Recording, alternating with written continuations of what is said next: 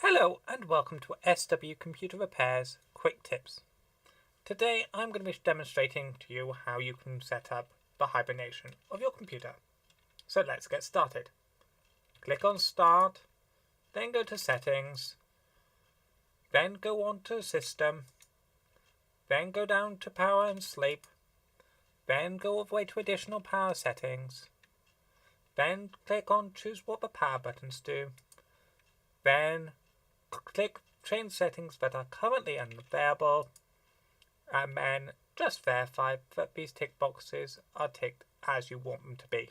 Once done, you can click Save Changes if changes have been made, else in my case, I just click Cancel, then go back to Start, then click on Power, and then you should be able to see Hibernate there.